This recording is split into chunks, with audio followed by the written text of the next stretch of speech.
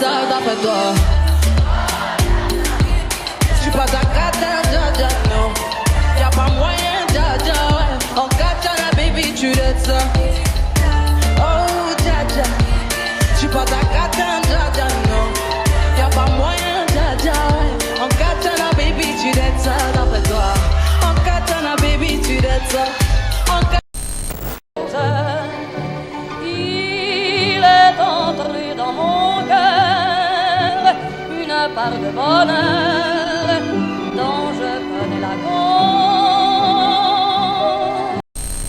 En 1989, pour la commémoration du bicentenaire de la Révolution française, la cantatrice afro-américaine Jaycee Norman avait été choisie pour chanter la Marseillaise. Bruno Maigret, membre du Front National, s'en était ému en ces termes. Le 14 juillet, c'est la fête de la nation française et la France n'est pas noire. Ça avait le mérite d'être clair.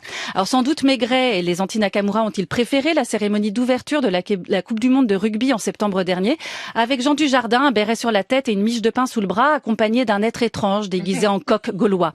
Là aussi, on s'en souvient, la France était dévisée, s'écharpant sur les réseaux sociaux. Alors, une chose est sûre, en France, on n'a pas de pétrole, mais on a des débats et on mériterait presque une médaille d'or. Merci Elisabeth. Et Alain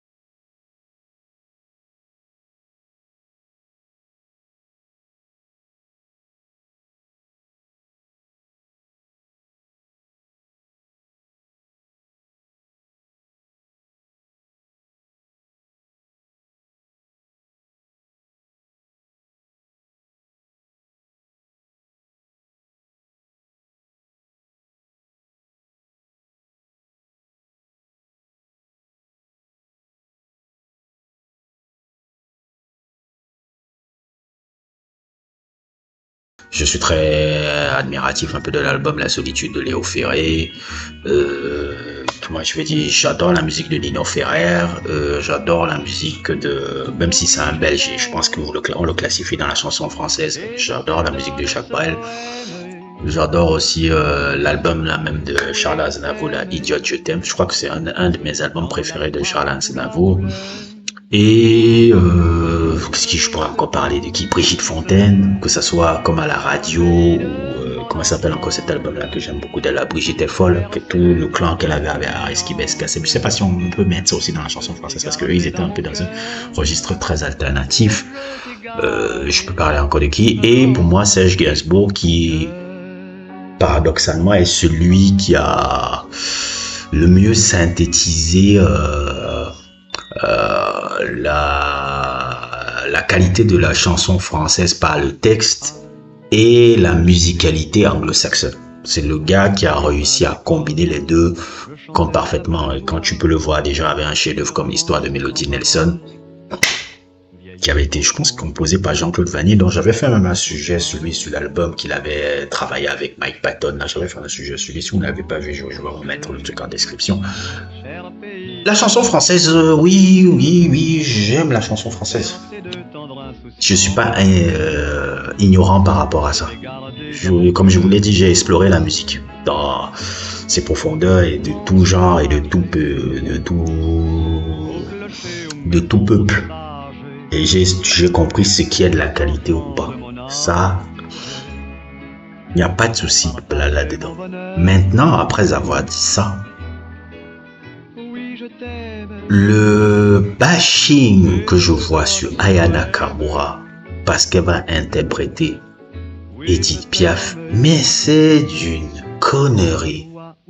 C'est-à-dire que, et c'est pour ça que ce pays-là parfois me désole un peu. C'est pour ça que ce pays me désole parce que je me dis, mais on a les JO qui vont venir. On n'a même pas l'impression qu'il y aura les JO. Je ne fais que répéter ça. On n'a pas l'impression qu'il y aura les JO en France. On n'a pas l'impression que ce pays-là va recevoir les JO. Il n'y a pas d'effervescence. Ce qui fait l'actualité des JO, c'est la polémique sur Macron qui a donné le truc d'Aya Nakamura pour reprendre Edith Piaf. Et je dois vous avouer, je vais être honnête, j'ai jamais suivi Edith Piaf. Je ne dis pas que je n'aime pas ou je l'ai jamais suivi. Elle fait partie des personnes de la chanson française que je n'ai même pas encore suivi un album, ou n'aime pas encore suivi un répertoire musical et tout. Elle, je dois l'avouer, le truc, même le film La Môme avec Marion Cotillard, je l'ai jamais vu. Edith Piaf, c'est une personne encore que je n'ai jamais. Mais je sais qu'elle est une personne importante dans le patrimoine culturel français, même pas forcément musical, mais patrimoine culturel français. Et j'ai envie de dire, moi je comprends pas pourquoi faire tout un pataquès par rapport à ça. Parce que dire que Aya Nakamura ne représente pas la France, Aya Nakamura représente aussi la France. La France d'aujourd'hui ressemble beaucoup plus au délit de Aya Nakamura qu'autre chose. Je comprends pas votre énervement de voir oh elle ne doit pas chanter Edith Piaf, oh elle ne doit pas chanter le truc là-bas. Parce que pour moi c'est un non-événement. Et c'est là où je dis souvent la culture française elle est très fermée. Moi je trouverais que c'est même c'est même positif de voir ça.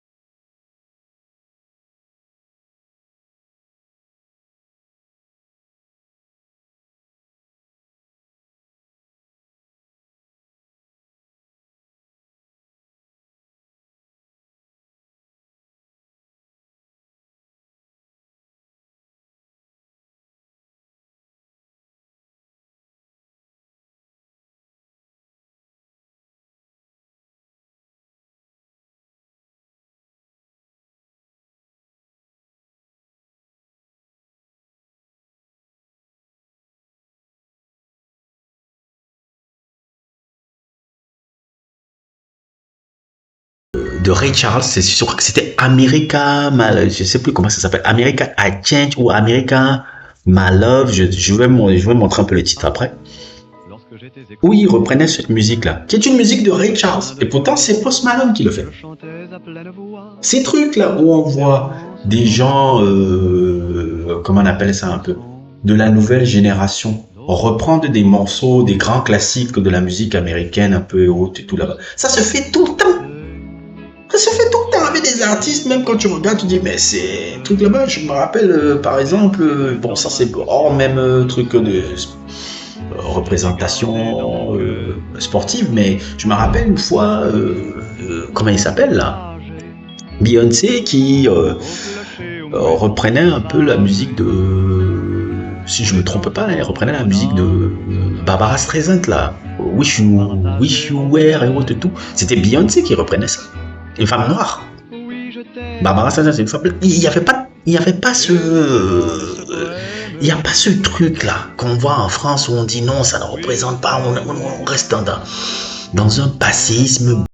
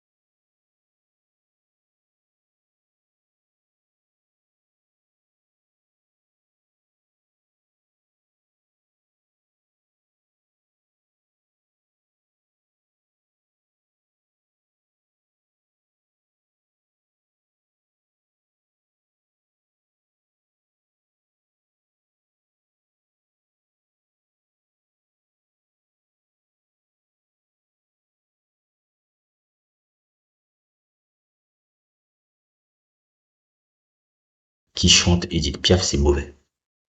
C'est une bonne chose où elle va représenter la culture